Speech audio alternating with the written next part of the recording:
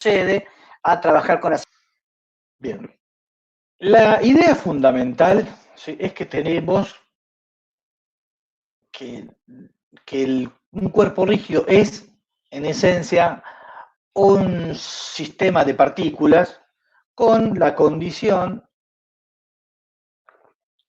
de rigidez que me restringe, ¿sí?, en los grados de libertad posibles a solo 6. Es decir, que yo necesito conocer 6 ecuaciones. ¿De dónde salen las ecuaciones?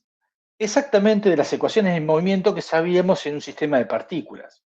De la cantidad de movimiento teníamos esta ecuación, que era válida para un sistema de partículas, que la derivada de la cantidad de movimiento respecto al tiempo era la fuerza neta exterior.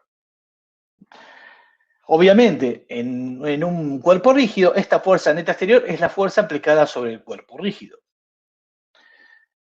La otra magnitud que usábamos en sistema de partículas era el momento cinético, y tenía su ecuación de movimiento que la deducíamos, ¿se acuerdan?, a partir de su derivada, que era el torque respecto del centro de masa debido a las fuerzas exteriores. Bueno, esta es otra que la vamos a usar. Pero había otra ecuación que era esta de la energía cinética, que me decía que la derivada de la energía cinética respecto al tiempo era la potencia. Vean que este conjunto son 7 ecuaciones. Esta ecuación son 3, tiene 3 componentes, porque son vectoriales. Esta ecuación también es vectorial, tiene 3 componentes. Esta es una ecuación adicional. En definitiva, lo que digo es que tenemos 7 ecuaciones, pero tenemos 6 grados de libertad. Entonces, ¿qué pasa acá? Tenemos más ecuaciones que incógnitas posibles. Si tenemos 6 grados de libertad, tenemos 7 ecuaciones, tenemos una restricción adicional.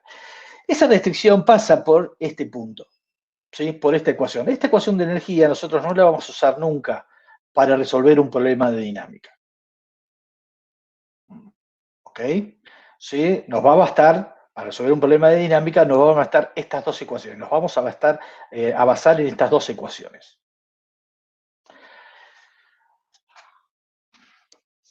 Bien, dicho eso, entonces vamos a empezar a analizar cada una de las ecuaciones de movimiento en forma independiente. Primero vamos a empezar a trabajar con esta ecuación que está asociada a la traslación y esta ecuación que va a estar asociada a la rotación después. Va a haber diferencias de trabajo de una en otra.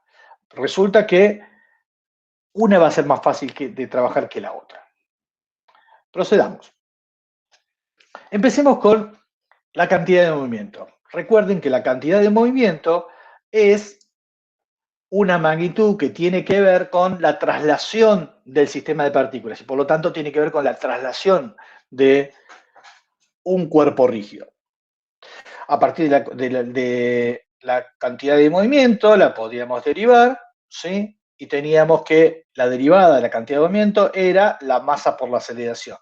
Y por otro lado, si usábamos un sistema de referencia inercial, esta masa por aceleración la podíamos igualar a la fuerza neta externa, y de ahí salía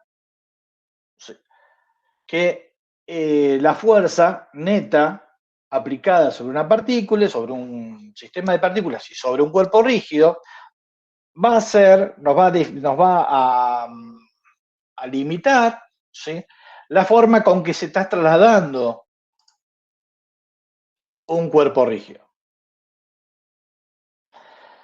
Bien, vean que son 3 ecuaciones acá. Esta es la segunda ley de Newton generalizada para un cuerpo rígido, para un sistema de partículas, ¿sí? Esta es la que vamos a usar. Es una de las ecuaciones de movimiento, ¿sí?, que vamos a emplear para resolver problemas de dinámica. Vamos a la segunda. La segunda ecuación tiene que ver con el momento cinético respecto del centro de masa, que era, lo vimos en la clase anterior, ¿sí?, era algo que tenía que ver con un tensor que aparecía ahí, que era el momento de inercia, producto escalar de la velocidad angular. Este producto, cuando usábamos un sistema de coordenadas de cualquier dirección, este tensor era una matriz de 3 por 3, que sabíamos que era simétrica y de traza no nula. Y esto se simplificaba si estamos rotando alrededor de un eje principal, y entonces este producto, la matriz pasa a ser, ¿sí?, diagonal, y este producto puede quedar en forma simple, como es el caso del problema que resolvieron hace un ratito. Si derivamos esta expresión, vemos que tenemos dos términos que podemos derivar, ¿sí? Esto puede depender del tiempo o esto puede depender del tiempo, por lo tanto, cuando derivo me quedan dos términos.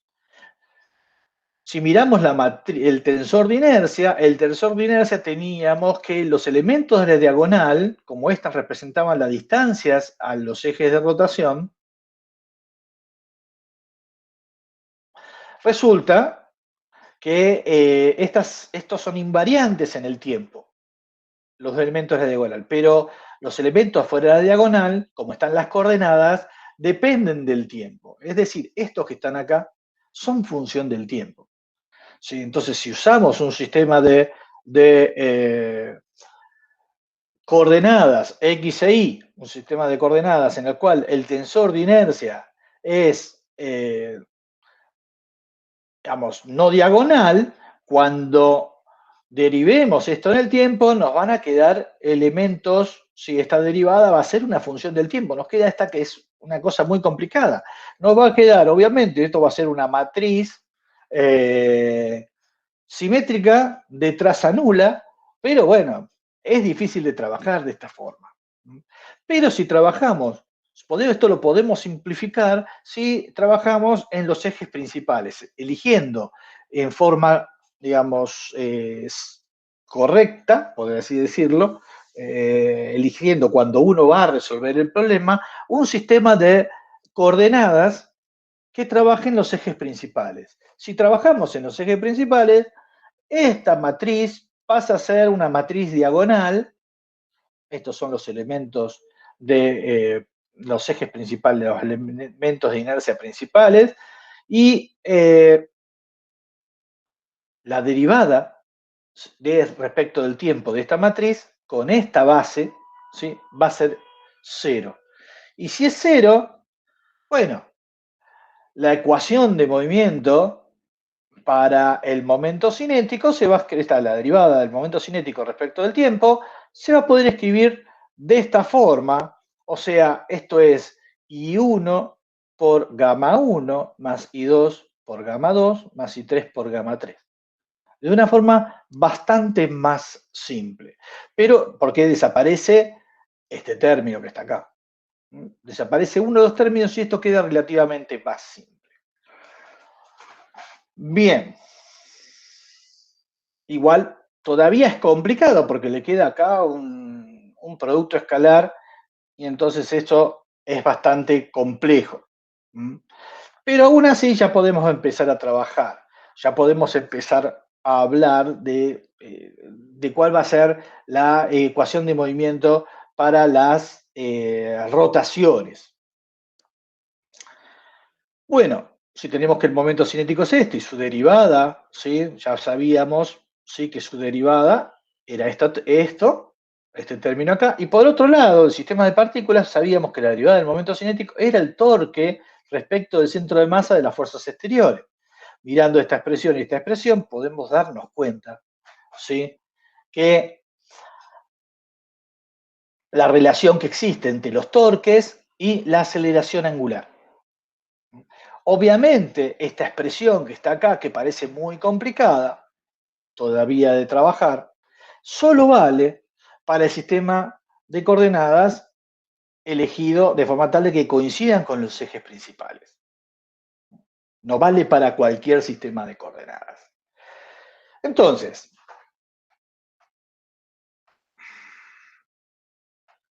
vamos a un poquito a resumir antes de continuar más adelante. Tenemos que para la traslación, la ecuación de movimiento de un cuerpo rígido es esta.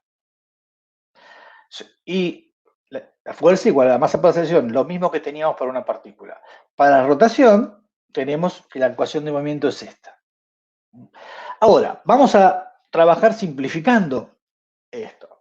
nosotros siempre, siempre, siempre los problemas que vamos a resolver, ¿sí?, en física 1, siempre la rotación va a estar alrededor de un eje principal, de forma tal de que esto sea siempre el momento de inercia por la aceleración angular.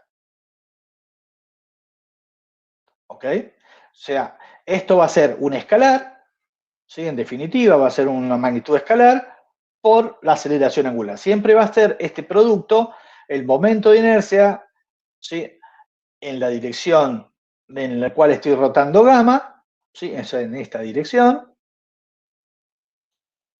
por la aceleración angular.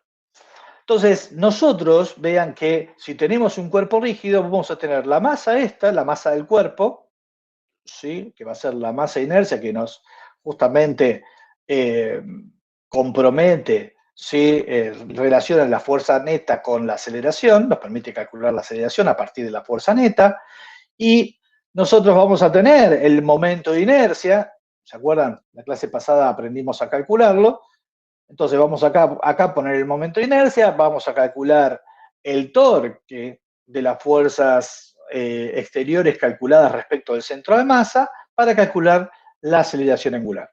En definitiva, para resolver un problema de dinámica tenemos que aprender a calcular tanto la fuerza neta exterior como el torque, ¿sí?, de las fuerzas que están actuando sobre un cuerpo rígido.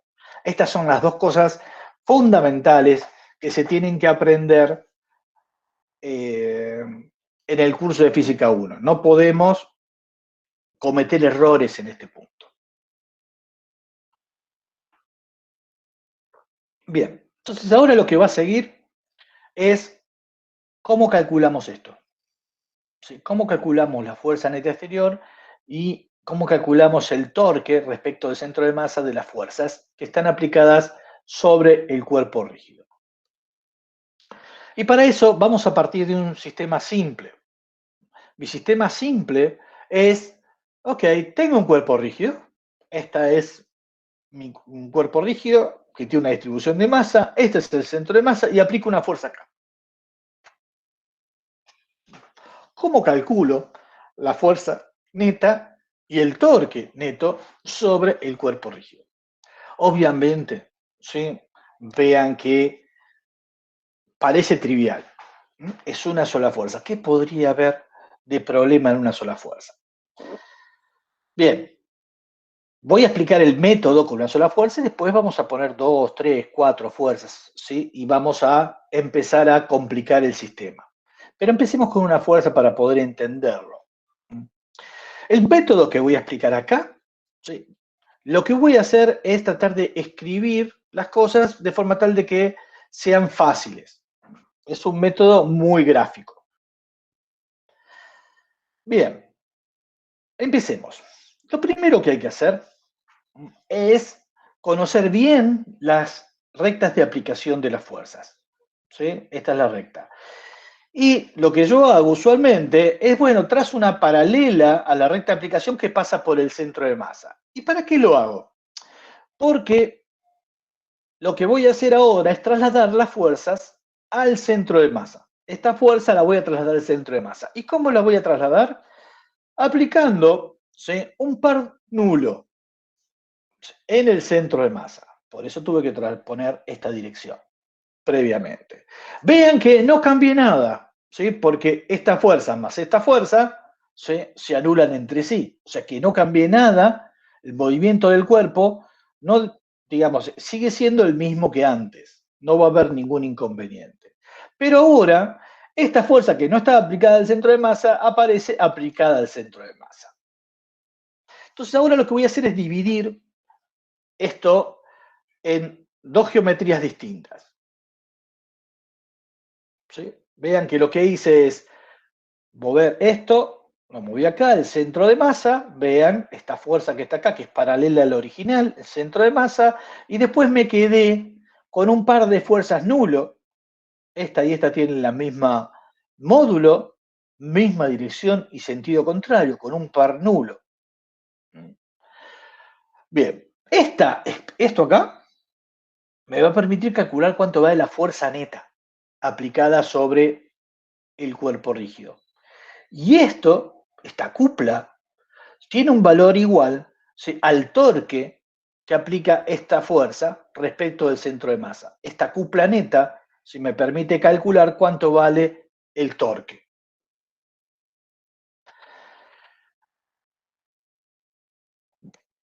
Bien, el torque, ¿sí?, o momento de torsión, o momento de la fuerza, o torca, ¿sí?, es simplemente el producto vectorial, ¿sí?, de R, que es este vector que señala la posición de la fuerza respecto del centro de masa. ¿Por qué? Porque acá dice centro de masa. ¿Sí? Entonces, esta R está calculada respecto de este origen. ¿Sí? Es este vector que está acá. Entonces, el torque es justamente R por F. Esto, vean que para un problema puede resultar ser complicado de calcular si no manejamos bien el producto vectorial. Es por eso que estoy trabajando con la cupla. La cupla, ¿sí?, este sistema de fuerzas, ¿sí?, es un sistema formado por dos fuerzas, ¿sí?, de igual intensidad, dirección y sentido contrario, que son paralelas entre sí. ¿No? ¿Sí? Esto es una cupla. ¿Por qué uso la cupla? Porque la cupla, ¿sí?, es fácil de calcular el torque que produce una cupla. El torque que produce una cupla es la intensidad de la fuerza por la distancia entre ambas rectas en la dirección igual al giro que produce, que se puede observar, ¿sí?, en la figura. En este caso, esta cupla ¿sí?, produce un giro hacia afuera en la dirección de K. Así que el torque, la cupla produce un torque que vale F por D, la intensidad de este F por D en la dirección K. Y justamente esta cupla vale lo mismo que este torque. En definitiva, a ver, en vez de hacer un producto vectorial, vean que acá estoy haciendo un producto, digamos, estoy haciendo el producto de módulos, ¿sí? Entonces es más fácil para aquella persona que le cuesta un poquito la geometría, ¿sí?, de los productos vectoriales. Entonces, yo uso siempre el concepto esto de descomponer las fuerzas simplemente para poder calcular la fuerza neta y el torque. Entonces, vamos, calculamos la fuerza neta, vean qué fácil que es, la fuerza neta vale F, y por otro lado, con la cupla podemos calcular el torque. Ahora vean bien, esto es importante, ¿sí? ¿Qué pasa si muevo la fuerza? Si muevo la fuerza a lo largo de la misma recta de aplicación, ni la expresión de la fuerza neta, ni la expresión del torque cambian. Es decir, en un cuerpo rígido, ¿sí?, y eso es sobre todo cuando hagamos los diagramas de cuerpo libre, ustedes pueden mover una fuerza, ¿sí?, a lo largo de la recta de aplicación sin ningún problema. ¿Por qué? Porque el resultado es independiente de eso. Ahora, lo que no pueden hacer es cambiar, ¿sí?, mover la fuerza fuera de la recta de aplicación, porque ahí sí cambian las expresiones. Obviamente no va a cambiar la fuerza neta, pero sí va a cambiar la cupla. Y si cambia la cupla, cambia la aceleración angular y por lo tanto el problema está mal resuelto. Entonces, eso es lo que tienen que tener cuidado cuando ustedes se van a enfrentar a un problema de cuerpo rígido, como vamos a ver a partir de la próxima clase.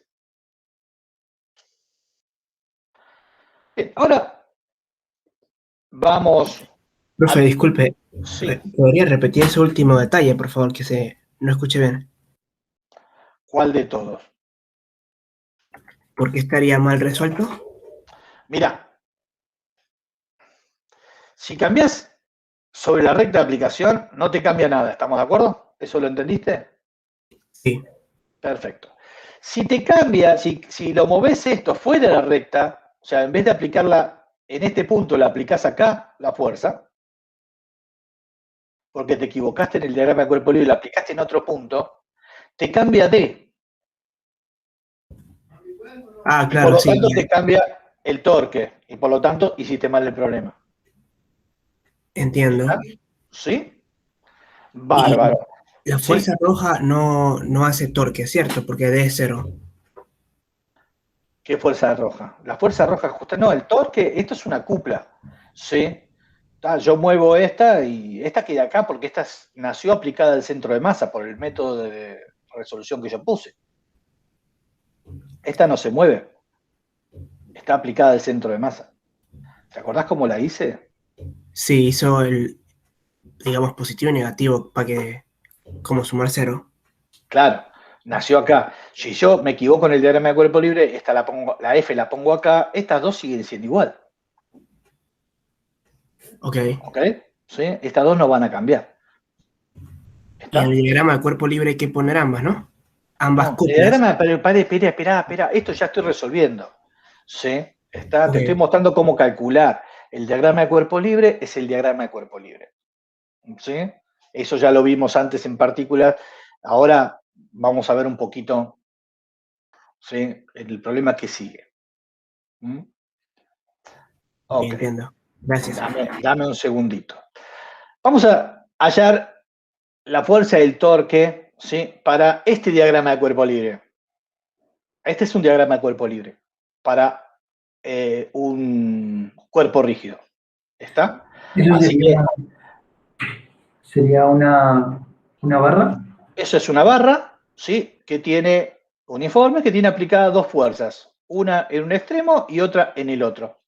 ¿Está? Este es el diagrama de cuerpo libre. ¿Mm?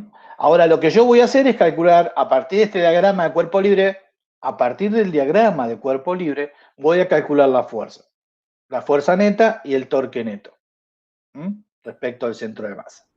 Ok. Entonces, ¿entendieron? Bien. El diagrama de cuerpo libre no se toca, ¿sí? No se toca nunca, ¿ok? No se toca nunca. Se sigue, no, se tiene que dibujar aparte.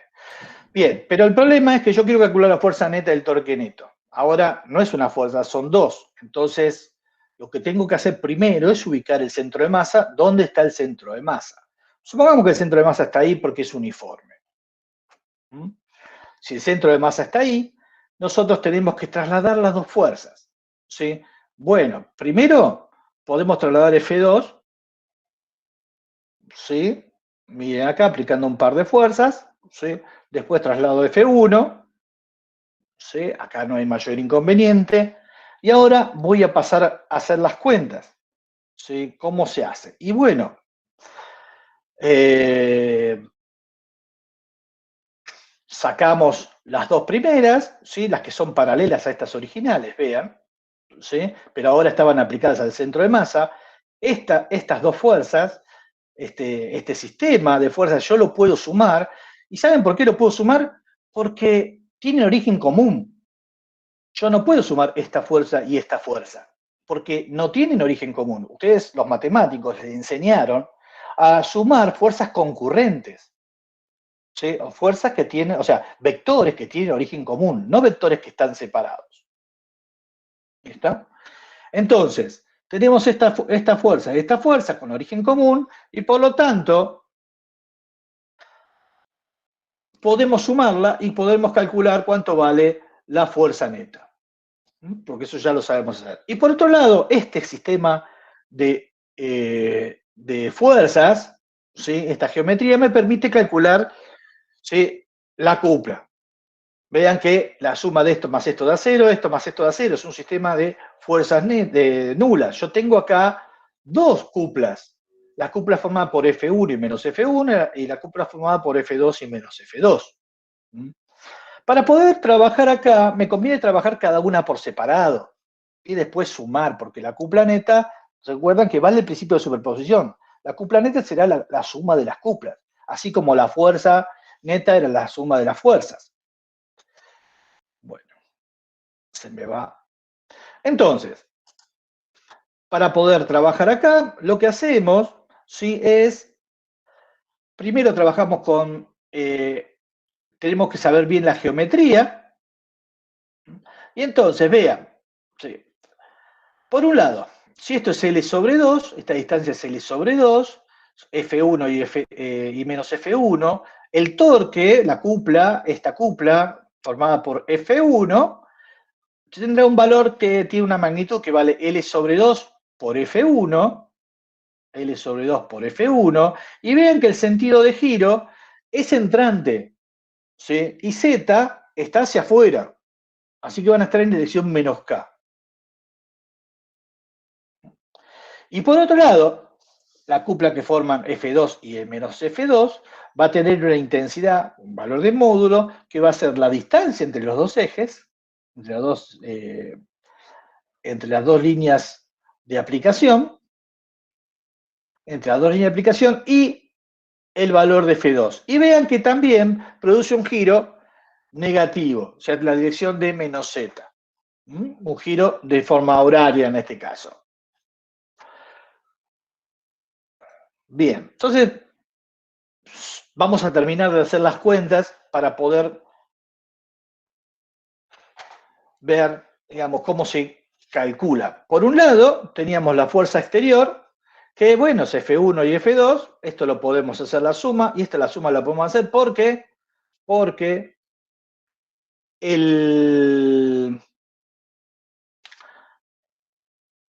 tienen origen común, entonces la suma la puedo hacer de la forma usual.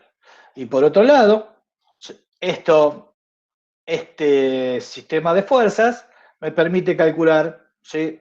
Voy a hacerlo de a 1, ¿sí? Si esto es L sobre 2 son 60 centímetros, porque esto era 120, ¿sí? Esto era 120, esto es 60. La cupla vale 60 por 2, bueno, es 0.6 por 2 es 1.2 newton metro, que es el valor de la cupla, en la dirección K. Y por otro lado, para F2, ¿sí? Lo que tenemos que calcular es esta D, que es un poquito difícil, si el ángulo alfa que forma con la horizontal, ¿sí? Lo podemos calcular a partir de las componentes X e Y de F2, perdón.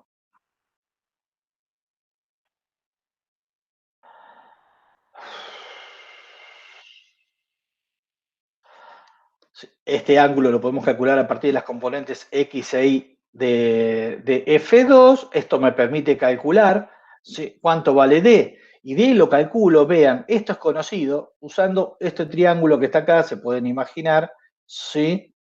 Extendiendo esta línea por acá, ¿sí? Y D es esta distancia, esta es la hipotenusa, vale L sobre 2, ¿sí? Este es el ángulo alfa, así que D es L sobre 2 seno de alfa. Esto me permite calcular cuánto vale D, y una vez que tengo D, puedo calcular cuánto vale el torque, que vale F2, el módulo de F2, que es la raíz de 10, la raíz cuadrada de 10, por el valor de D. Se los dejo para que terminen de hacer la cuenta. Y bueno, lo único que tengo que hacer ahora es sumar. Sumo el torque respecto del centro de masa. Sumo la cupla debido a F1, sumo la cupla debido a F2. Eso me da menos 3 newton metro en la dirección K.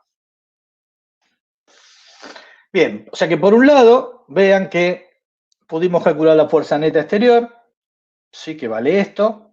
Por otro lado, el torque.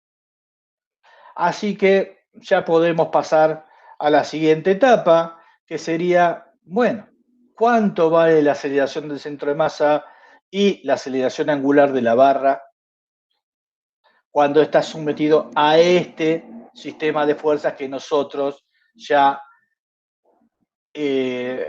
calculamos previamente?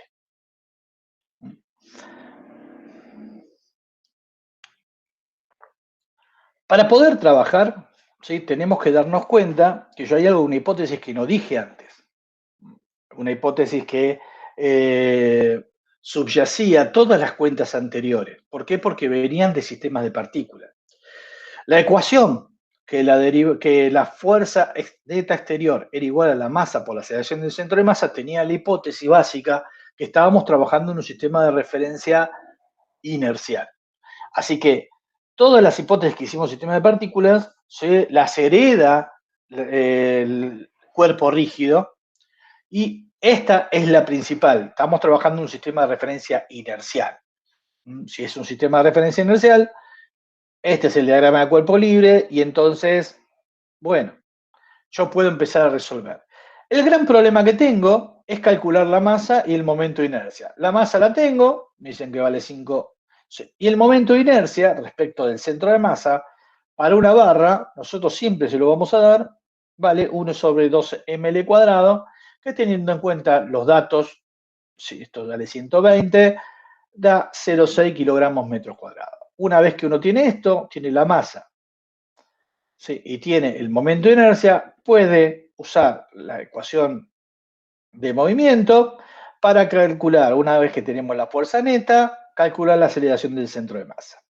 Y de la otra ecuación de movimiento, uno puede usar que el torque centro de masa es el momento de inercia por gamma. Este momento de inercia es un escalar, ¿sí? Y entonces vean que puede calcular despejar la aceleración angular. Entonces, vean que ya estamos en condiciones de hacer los primeros palotes para resolver, ¿sí?, un problema simple de dinámica de cuerpo rígido, a partir de el diagrama de cuerpo libre. ¿Alguna pregunta hasta acá? Profe,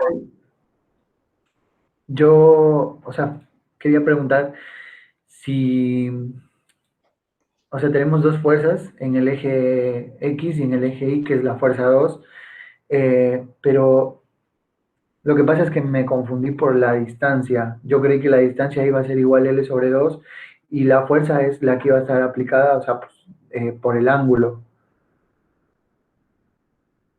No entendí. Eh, la distancia del centro de masa a la fuerza 2 no sería igual L sobre 2. ¿Esta distancia? Claro, o sea, Esta vale L sobre 2, sí. sí, ok. Esto vale L sobre 2. Estoy de acuerdo. Pero guarda, esa distancia no es la distancia entre estas dos rectas. Mm, Acordate que la distancia entre dos rectas es la distancia entre, en la cual los puntos se aproximan. ¿Está? Esta no es. A ver, fíjate que, a ver si te lo pongo. Esta es la distancia entre las dos rectas, entre esta recta y esta recta, no es esta. Es la menor de todas las distancias posibles. ¿Sí? ok, ok, ok. ¿Ok? ¿Sí? Porque Ok, si no, la distancia entre dos rectas paralelas es la distancia más corta que podés medir entre dos puntos cualesquiera. ok, ¿Está? ¿Sí? ok, La menor de todas las distancias, porque la mayor es infinito. ok, ¿Está? Entonces, por eso se define de esa forma. vale, ¿Ok? ok, gracias. Bien, ¿alguna otra pregunta?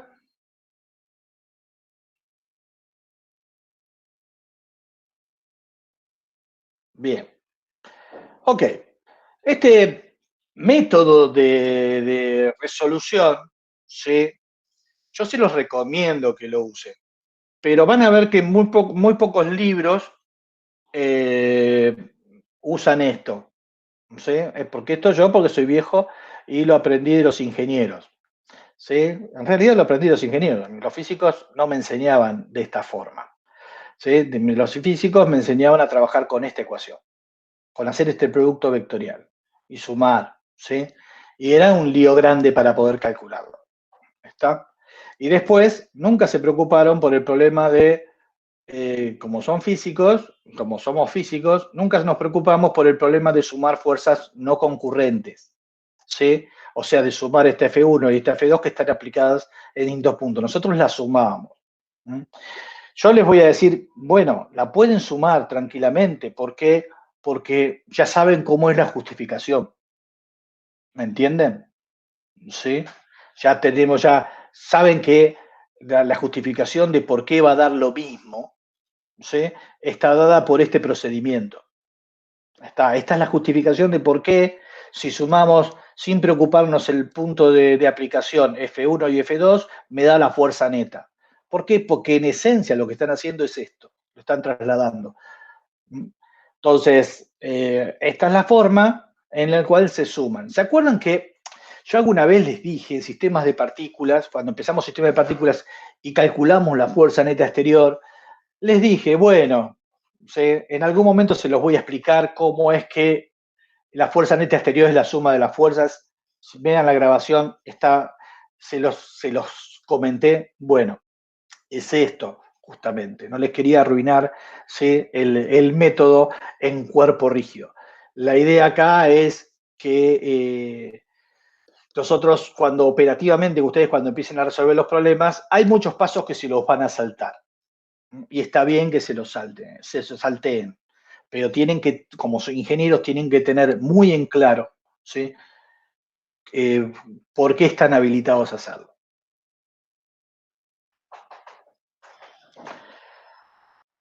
Bueno. Entonces,